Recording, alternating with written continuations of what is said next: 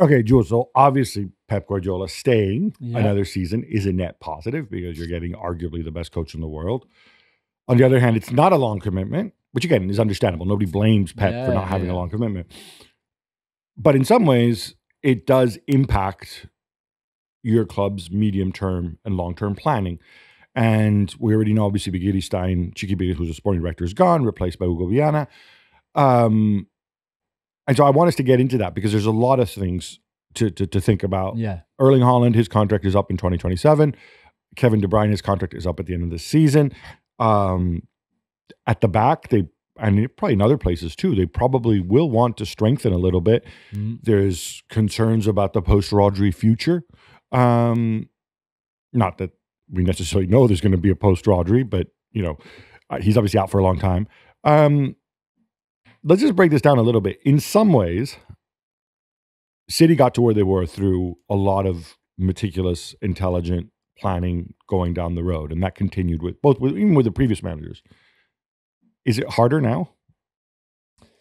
Well, I guess with the new Sporting, that it feels really like a changing of the guards a little bit in a way, and that's maybe what we discussed it before. We thought maybe Pep could also go at the end of the season with De Bruyne, with Chiqui Bigiri, with maybe let's say Kyle Walker, and it could all move to Inter Miami. No, but but like an end of an era in a way, kind of thing. After 9 years, again, it's a very long time, and I think that would have been fun. And Hugo Viana arrives with a new manager, and you can start rebuilding, changing a few players within your squad, investing a bit of the money, trying to tie up Erling Haaland, or like you said rightly the other day, though, Gabby, there's no rush for him to commit to anything because 2027 is plenty of time to do all of that. Now you will still have to do it, but maybe in a different way. So maybe with Pep staying, it's more of a case Hugo Viana will start his tenure at the club. And I guess he works differently to Chiqui Bigiri. He's a much younger, not as experienced sporting director as Chiqui is. But you still have, I think, to do some work on that squad. And surely Pep would also want to. So defensively, you're right. Maybe getting somebody who can cover a few of the positions in midfield. Rodri's contract will soon be a discussion too. And what does he do? And he's approaching 30. So I think there's already a lot of short-term planning to do about next season, and then even mid-term / longer-term-ish planning too around that squad. Yeah, and I think midterm becomes difficult because if you are the sort of player that City wants to sign, the manager is going to be a big part of the discussion, both in terms of how you choose to play and who it is. And right now he has an option through 2027. By the way, we should also point out Manchester City have not announced this yet, but everybody in the world has had it. Has been told, right? Which again, I think a weird PR approach from City, but hey, it's not the first time that they've been kind of weird with it. So let's start with it. I mean, if you're Kevin De Bruyne, I think it's probably more if you want, and if you're Kevin De Bruyne and you want to stay and you don't make it about money, I think it's a lot more likely that De Bruyne stays another year with Pep than without Pep, because you imagine a new coach. Right. Yeah, definitely. But then Bernardo Silva also comes into it because he's another guy pushing 30.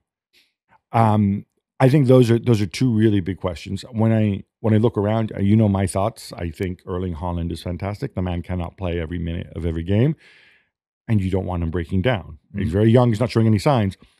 Somebody else who can play center forward semi-regularly and in a credible way. Yeah. Again, I was not a big Julien Alvarez fan, as you know, still not. Yeah. But he could do the role. He did a job, yeah. He could do a job. Yeah. I think they have to think in those terms. Then all of a sudden, if you think about that, and then you think about, okay, if you want to say Foden will fill in for either De Bruyne or Bernardo in the number 10. Okay, fine. Your wings, are you happy with Ardoku and Savinho? Your long-term answers there? Grealish? And Grealish, not everybody's cup of tea, Grealish, but or is he more of a squad thing, right? Well, he's Pep's cup of tea for sure. That's the most important for them. But would that? Well, I don't. I think we'll see about. I think that's a whole other debate, Grealish and Pep, and the amount of money that was spent on him and the role he plays within the team. I think you're generally okay there. Midfield, Rodri is going to be a big discussion. They have a number of central midfielders.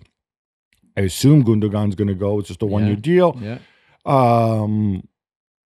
And then at the back, where you don't want to have a bunch of players kind of getting older altogether, right? So Kyle Walker, they eked out more time. A lot of people thought he was done. I don't see how he gets another year. Maybe he does if he wants to stay in a squad role. He's had issues, right?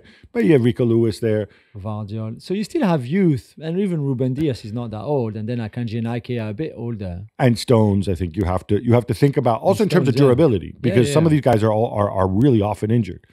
So there's a lot on the plate, and I would think, but then Pep is different. But most managers would say, "Hey, you're going to give me one more year, then you're going to chuck money at this team. We're going to go out and we're going to win again," right? We saw that. Sir Alex Ferguson at the end, even though Robin van Persie made 0 cents for Manchester United financially, he says, no. We got to get back on our perch. Yeah. Boom, boom, boom. Do we think this is what we're going to see from Pep? Maybe. Do you think they can do that though financially? Because we saw last summer when Savinho deal and the Gundogan deal doesn't really count so much, but it felt like maybe they were not ready to spend like they used to in the past. When it's just like, okay, we need a midfielder. Who could we get? Mateus Nunes. How much? 50, 60 million? Yeah, no problem. We sign, without even negotiating or debating. It felt like with financial fair play and the balancing of the books, etc., they were maybe not as free to spend than they were in the past. So, yeah. So that gets into the whole profit and sustainability. Obviously, there's a big meeting on Fridays. We record this on a Thursday. With the Premier League, there could be a vote. We're going to get into this more later. I think that could impact how much they spend in terms of the profit and sustainability rules with UEFA. I think that has actually a significant part of it. The way they had this kind of lower tone summer. I think that this lower tone summer, they let Alvarez go with the thinking like, all right, because these calculations are done over multiple years, it's thinking like, all right, let's keep some money aside. And then because we're going to have to make some big calls in the summer of 2025, post-Pep. But of course, it's not post-Pep anymore. Yeah. And so I think this is going to turn it all on its side. I think it's going to be fascinating to watch. In terms of City's future, whether they're competitive, it's obvious, right? It's going to depend on the outcome of the 115 charges, not just relegation, lawsuits that could follow. We know Liverpool, Manchester United, Spurs, and Arsenal have all taken legal action saying, we reserve the right, if guilty, to go and sue the trousers off of Manchester City. So stay tuned.